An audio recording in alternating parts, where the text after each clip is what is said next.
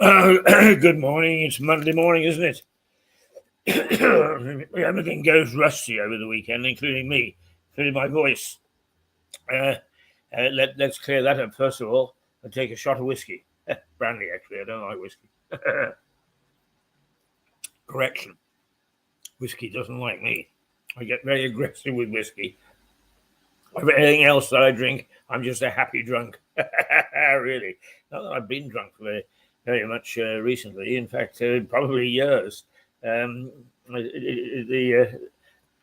taste and the desire goes off you the moment that you reach 35, as I have. But it's not only my voice that's rusty this morning, but the system is as well. And so it glitches all over the place. Let me tell you now that it's 8:35, and at the moment it's 17 degrees and sunny, and it's going to stay sunny all day. We're not going to have any rain or any of that sort of stuff. No. We are going to have rather pleasant weather. It's not going to go much above 20 today, 21, which is cooler than it has been. The breeze is quite mild. It's not a heavy breeze at all. So in some ways, even though not as hot as the last couple of days or so, it's still going to be something going to scorch us. So be careful out there. Be careful out there. And be careful for the rest of the week. We're going to try and be careful for the rest of the week. Goodness gracious me. If we got all these glitches, I'm going to be a shadow of my former self by the time that we end the week. But anyway, it is today is the 26th of June in the year 2023. 2022 is a pretty eventful year. 2023 has been a very eventful year, and it continues to go that way. Now, the papers this morning is showing. We'll start off with the Sun. Because it has pushed probably the major story to the side, and is showing Sarah Ferguson and the big splash with her photograph all over the place. And I just, with everything else that was happening, I didn't have time to get a picture of her up. But nonetheless, she is the main headline in 2 or 3 of the newspapers, and it's Fergie, I've got cancer, shock memorygram find, and she's home after a successful op, but she's got breast cancer, and that's the fact. Is it worth a great big headline, a great big splash? I don't know. Is it? It's not the sort of thing that turns me on as substantial news, although my heart goes out to her. My wife had breast cancer, which she beat, incidentally. It's not what killed her. So I'm full of sympathy, but whether it's worth a great big splash of a headline, I have no idea at all. I have to say that this lady appeals to me. Yeah, she may be a bit of a what most people would call a toff. She plays the field, she plays games, she plays the society bit. But generally speaking, she's been a rebel. And the red-haired wonder, she's done her own thing. And she's tried to make a go of various things. So I actually do admire her. So my sympathy goes with her.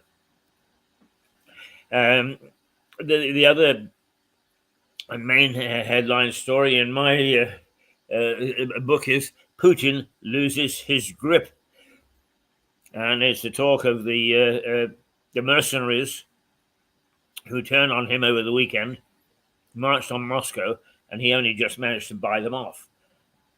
So trouble in Russia. Now, I've spent quite a bit of time in Moscow, so I got a feel for the place.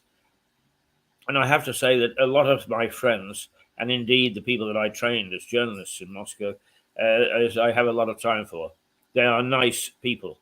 They are pleasant people. They see things the Russian way. Well, what would you expect? They're Russians. Just the same as they look at us and they say, Keith, you see things in the British way. Of course I do. This is where I was born, not altogether raised, because I've lived in a number of countries. But generally speaking, I see things as a Brit. They see things as Russians. But they're not unreasonable about it. And I've spent many, many, many happy hours in the environs of Moscow, and in the company of some very, very, very pleasant Russian people. So I do understand the tension which must be ripping through that city. But, we talked to an expert on Russia 10 days or so ago on this program. We interviewed a Russian expert, an advisor to NATO, and he said, of course, the big problem is that Putin has unsettled a large number of Russians who have decamped. They've gone to the old countries of the old Soviet Union, if not further afield, to live. And as a consequence, those people sympathetic to him, to Putin and what he's doing and what he's trying to do, are the people that are left. And so on the surface, he seems to have enormous Russian support, which he doesn't necessarily have. But his authority was certainly tested over the weekend with the mercenaries, the rebel soldiers, marching on Moscow, and to be bought off at the last minute. Anyway, the Sun it kicks off with this. The Mirror. The Mirror does the same thing. Oh dear, ping ping. God only knows what that's all about. Ping ping it puts a picture of Putin at the top of the paper, but its main story once again is recovering at home. Fergie, my breast cancer op. It says prognosis is good for the Duchess, who is 63 after early detection of what was wrong with her. So the Metro returns to Mr. Putin, and it got a play on words. It doesn't see, I think, the situation in Moscow as being terribly serious. Yes, serious for Putin, but not for the rest of the world. But I think that a destabilized Russia is something that we really need to keep an eye on. And I hope that those people who are sitting on their comfy seats in Westminster, in Downing Street, and in the area surrounding Westminster, aren't feeling too comfortable. It's something that we really need to watch very carefully. And particularly since there is uproar, of course, Joe Biden, for whom I was never a great fan of Biden's, but I must say that in his tenure, he's played a steady hand, but he does some silly things. And to ruffle NATO's feathers right now by rejecting our nominee for chief of NATO was a very silly thing for him to do, because to destabilize Russia is going to create problems for the Western world, and unity is going to be called for. But then that's Joe Biden, isn't it? That's American politics. It's almost as daft as ours. And one wonders about the West. The thing is, I'm not absolutely sure that if we took a peek behind the Iron Curtain, if we took a peek into Russia, if we took a peek into China, whether we would see anything much different.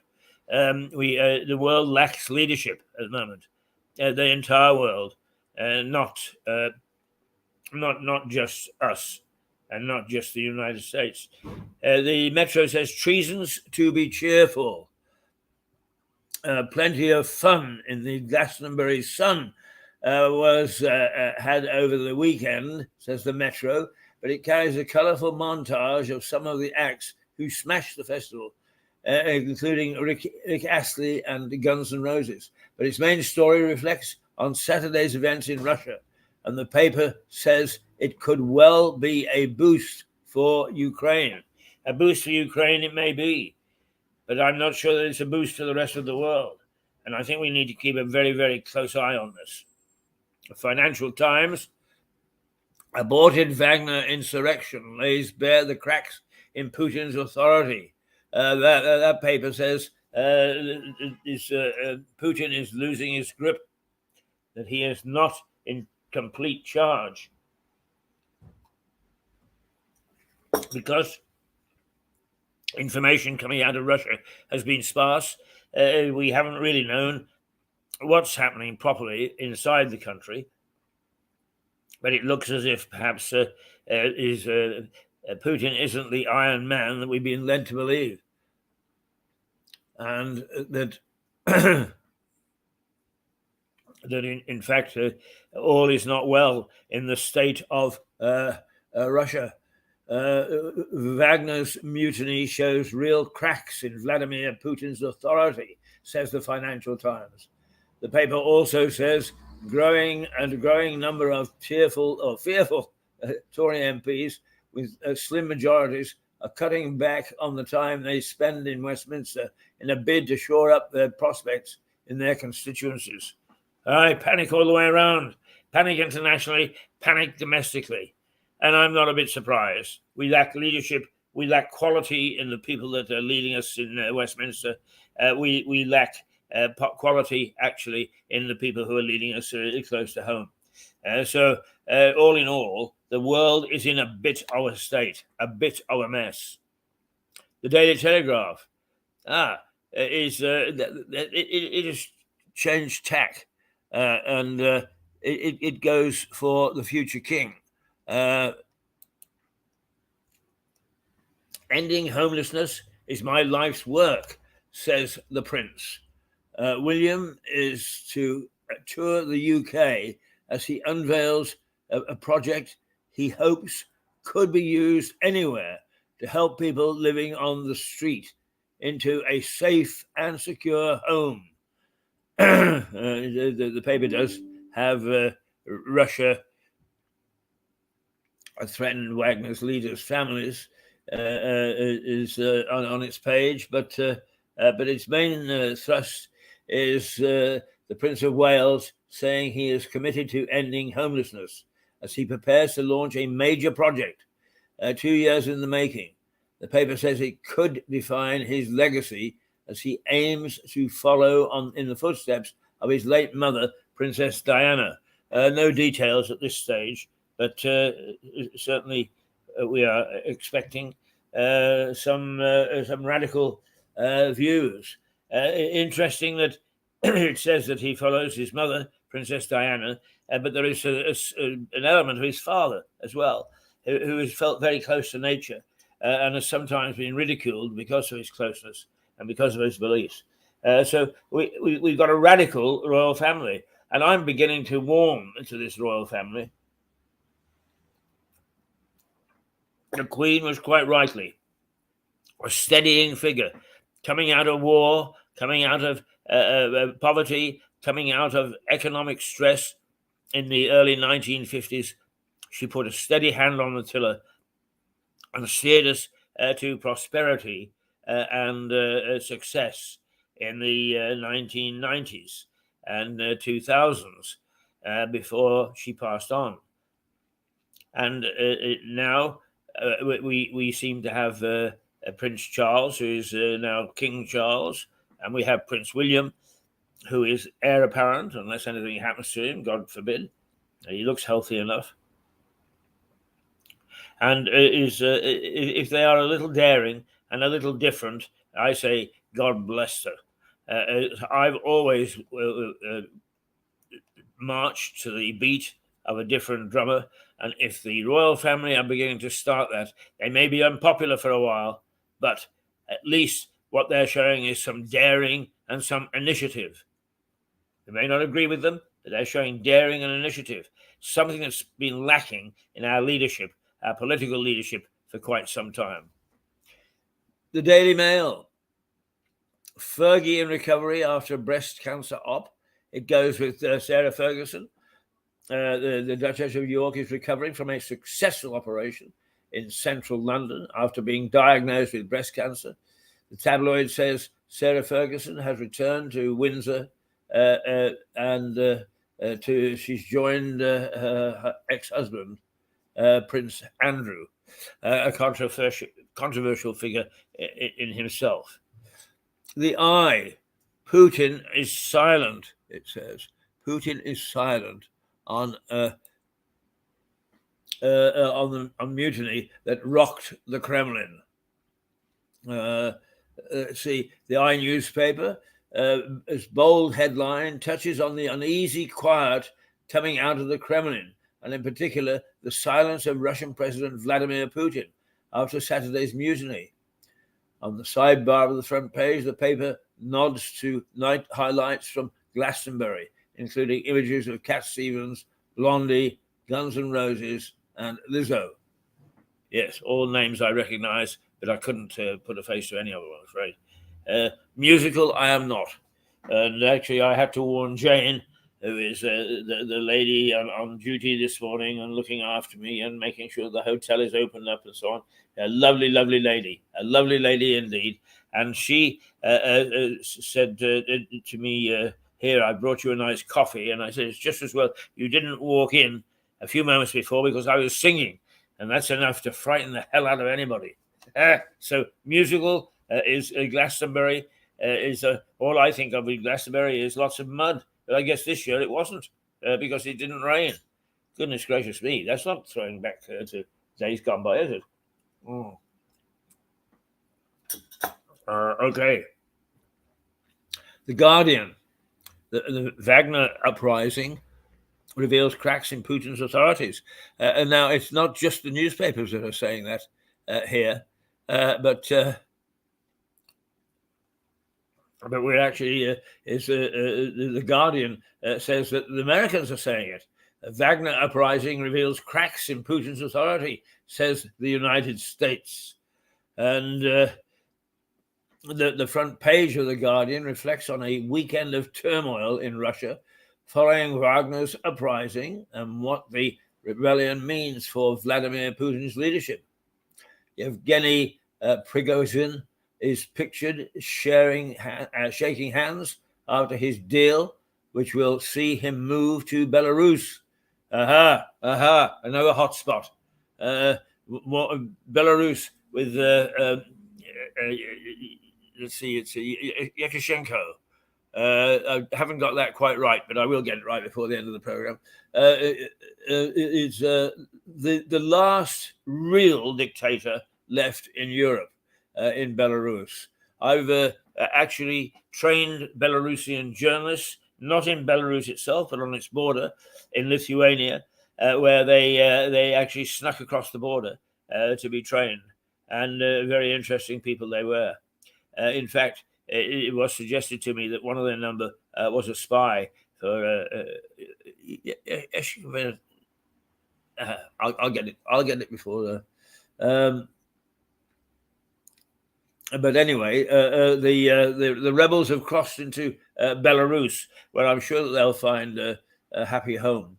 The paper also carries a huge review of the Glastonbury Festival. Wow. Incidentally, for those people who are interested, it's 8:53. The Daily Express.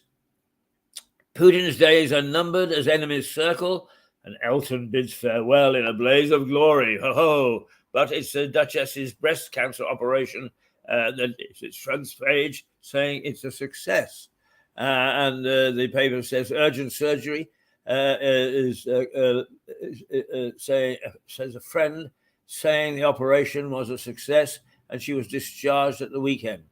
At the top of the paper, it nods to Sir Elton John's spectacular final show, closing Glastonbury, as it also queries how long President Vladimir Putin has left in power. Wow, there we go. What a pity the Daily Star hasn't come up. But the main picture on the Daily Star shows a golden Sir Elton John taking in the plaudits from a packed Glastonbury. Better not keep, just in case you think that's Elton John. It's a packed Glastonbury during his farewell UK gig at the festival.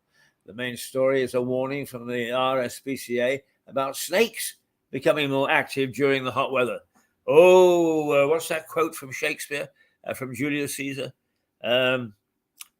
The warm day brings forth the adder, and that craves wary walking. He was actually talking about snakes in the grass. He was talking about people who were plotting against Caesar. But nonetheless, it is true that the snakes come out. So if you're marching the downs or you're elsewhere where snakes are prevalent, be careful. You don't want to get bitten. Our snakes aren't terribly aggressive in this country, but if you do get bitten, you get bitten, and that's it. So be very careful. Right, you are. That's there's dear old Elton. Is okay. Let's see if there's anything locally that we should be paying attention to. Let's see. Your Central Lewis. No, it's not a hell of a lot around this morning. Not a lot locally up. That's because I'm looking in the wrong box. Okay, let's see. No, even then, Sussex Live is the tranquil Sussex village that feels like being on holiday. Don't think that we're terribly interested. Well, maybe interested in it, but not on this program. Sussex's fascinating Winnie the Pooh walk you should explore this summer. Oh, it's all rather nice stuff. And while I thoroughly approve holidaymakers heading to Spain, warned over a 48-hour Banderas Negras beaches. Oh, what are those all about? Just in case you are going to Spain. Let's see if we can get some words up about that. Holidaymakers heading to Spain warned over 48 Banderas Negras beaches. But we're not getting over. Tens of thousands of Brits will be heading to the Spanish sun this summer, but there is a warning in place that could affect their much-needed breaks. The state of the country's beaches is under the spotlight after 48 were given Banderas Negras ratings. Translating as black flag, the substandard rating is due to chemical spills, sanitation problems, and pollution. Popular destinations for UK tourists to be hit with the Banderas Negras status include Alicante, the Canary Islands, and Barcelona. There you go. There you go, indeed. That's the main story. It doesn't seem as if anybody's been murdered. This is a change. Let's see. There was a major rail disruption over the weekend following a lorry crash and a suspected gas leak. Oh dear. Bognor Regis trains were cancelled due to the lorry crashing onto the railway. Oh gosh, it actually did. It fairly well went through some sort of a netting and actually down onto the tracks. It overturned in Bognor Regis, resulting in a suspected gas leak. Oh dear. It's Keystone Cops type thing. As well as affecting Sussex rail services for most of the day, Sunday, Longford Road was closed following the incident that saw the lorry involved crashing through a section of boundary fencing, backing onto the Bognor Regis railway. So there we go.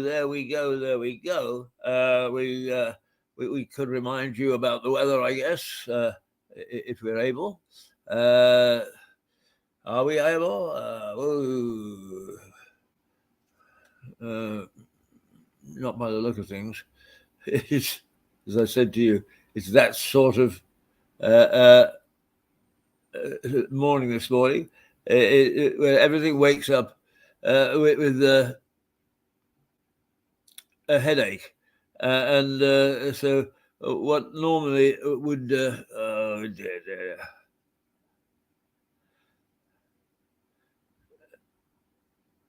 we go. The weather for today. 21 degrees, I was right. It started at 11. Right now it's 18 degrees.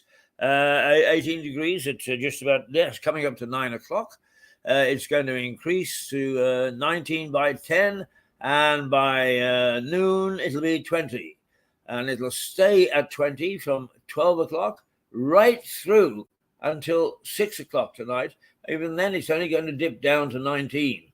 Okay, not the hottest day of the year, but still warm enough. So be careful when you're out there. There's not a drop of rain in sight. Not a drop of rain in sight. So do be careful. Be very careful. It's 8:59. Gosh, I've talked my way through almost half an hour, and I hope that one or two things. But the main headline stories is Putin's authority is being challenged because of the uprising or revolt of a band of mercenaries who actually started to hold the state to ransom. Actually, the leader is a former petty thief, so it makes you wonder about his judgment. And the other one was that the Fergie, Princess Fergie, is Sarah, has had a successful operation for breast cancer, and it seems as if she's okay. Why we put that on the major front pages, I have no idea. Perhaps she's wormed her way into our hearts. Right, now we're going to be back in half an hour with the one of the two Bs, Philip Meredith, who is poacher turned gamekeeper, because what he's going to do is he's actually going to prosecute me. He's decided he would like to know more about me, and he's using his skills to grill me. So that might be amusing or it might not, depending upon your point of view. But do join us if you're of a mind to see me under the microscope, under the hammer from Philip in half an hour. Till then, toodle, toodle, toodle pip. And a nice toodle pip it is. It's a lovely morning. Do enjoy the weather as long as we're together.